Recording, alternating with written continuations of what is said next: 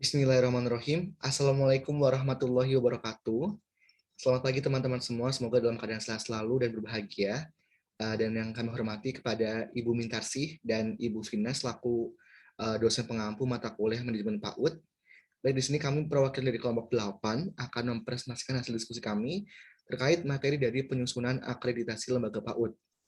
Di kelompok 8 ini ada 3 anggota. Yang pertama ada Mutiara Ramadhani, yang kedua ada Nasa Aulia Ardani, dan yang ketiga ada saya sendiri, Umar Aziz Albana. Baik, di sini ada grand design pembahasan nanti, yaitu ada 5 pokok pembahasan. Yang pertama terkait latar belakang. Yang kedua tentang tujuan akreditasi PAUD PNF, yang sekaligus akan dijelaskan oleh Saudara Mutiara. Kemudian ada prinsip akreditasi PAUD yang akan dijelaskan oleh saya pribadi. Yang keempat ada proses penyusunan akreditasi yang akan dijabarkan oleh Nasa Aulia Ardani.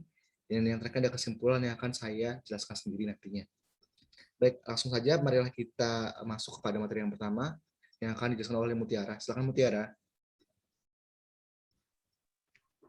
Oke, jadi di sini ada tentang akreditasi menurut Dasar Negara, Peraturan Pemerintah Nomor 13 Tahun 2015 itu tentang perubahan kedua atas Peraturan Pemerintah Nomor 19 Tahun 2005 tentang Standar Nasional Pendidikan serta Peraturan Menteri Pendidikan dan Kebudayaan Nomor 13 Tahun 2018 tentang Badan Akreditasi Nasional Sekolah atau Madrasah dan Badan Akreditasi Nasional Pendidikan Anak Usia Dini dan Pendidikan Non-Formal. Yang selanjutnya disebut BAN PAUD dan PNF adalah Badan Evaluasi Mandiri yang menetapkan kelayakan satuan pendidikan PAUD dan pendidikan non-formal dengan mengacu pada Standar Nasional Pendidikan.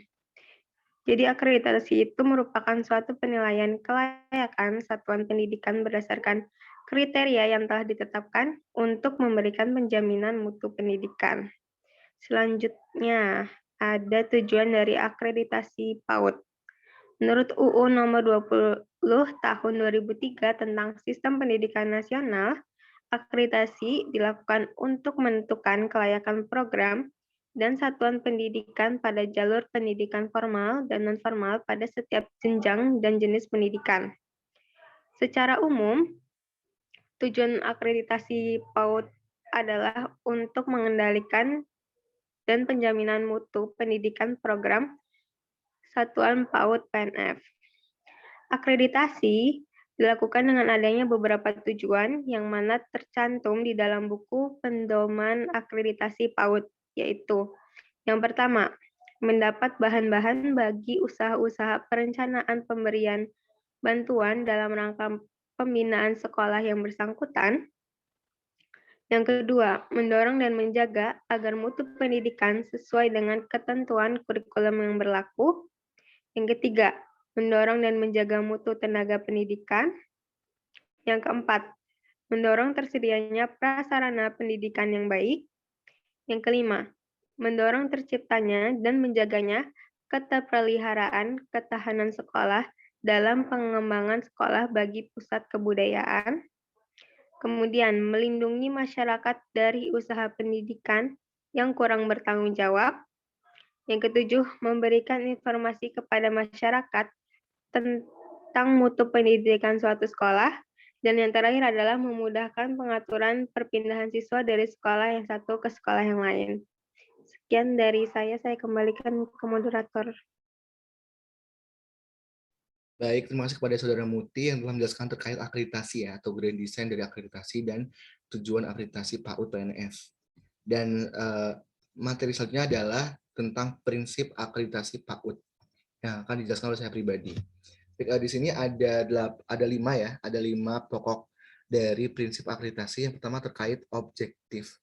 Nah, dalam prinsip ini, agar hasil penilaian dapat menggambarkan kondisi yang sebenarnya untuk dibandingkan dengan kondisi yang diharapkan, maka prosesnya menggunakan indikator atau indikator yang terkait dengan kriteria objektivitas yang ditetapkan. Serta penilaian berasal dari berbagai aspek ya, yang terkait dengan kelayakan itu diperiksa dengan jelas dan benar untuk memperoleh informasi tentang keberadaannya. Yang paling kedua adalah komprehensif, yaitu segala sesuatu yang bersifat luas atau lengkap. Prinsip ini berarti fokus penilaian tidak terbatas dari aspek-aspek tertentu saja, tapi komponen pendidikan secara menyeluruh juga merupakan bagian dari fokus penilaian. Yang ketiga ada adil, yaitu dalam prinsip ini semua PAUD PNS tanpa terkecuali harus dinilai dengan kriteria yang sama tanpa ada perbedaan seperti yang terjawab dari poin kedua atau komprehensif tadi.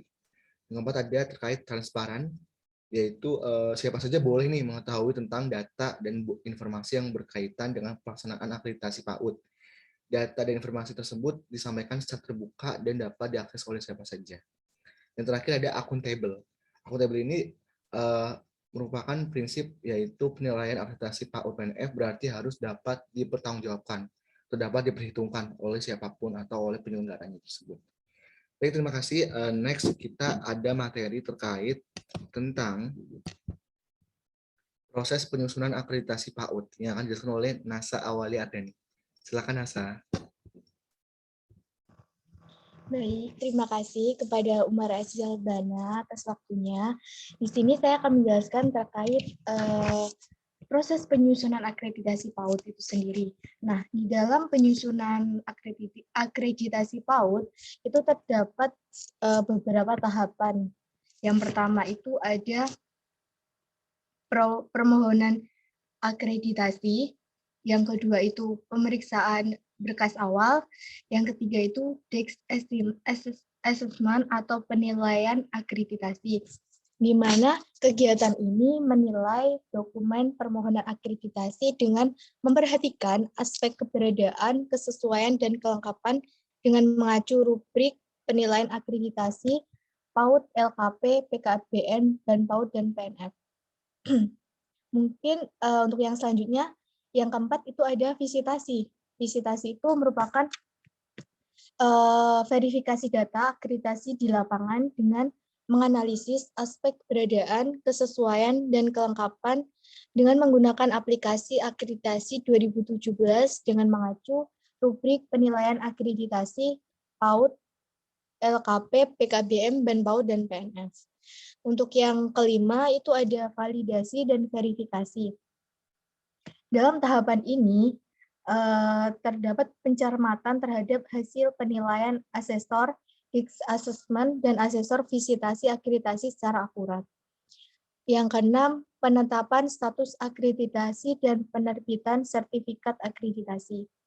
Dan untuk yang terakhir itu ada permohonan reakreditasi. Mungkin sekian dari saya kembalikan kepada moderator. Baik, terima kasih kepada Nasa. Selanjutnya adalah kesimpulan ya teman-teman semua. Baik, dari sini dari pembahasan materi di atas dapat disimpulkan bahwa penyusunan akreditasi itu sangat penting karena membantu terjaganya mutu pendidikan dan memantau sejauh mana sih perkembangan lembaga PAUD. Nah, proses penyusunan akreditasi ini terdiri dari berbagai tahap, yaitu terkait permohonan akreditasi, kemudian pemeriksaan berkas awal, desk assessment, visitasi, kemudian validasi dan verifikasi, penetapan status akreditasi, dan penerbitan sertifikat akreditasi, serta permohonan reakreditasi. Baik, mungkin itu saja yang bisa kami sampaikan dari kelompok 8 terkait materi tentang penyusunan akreditasi PAUD.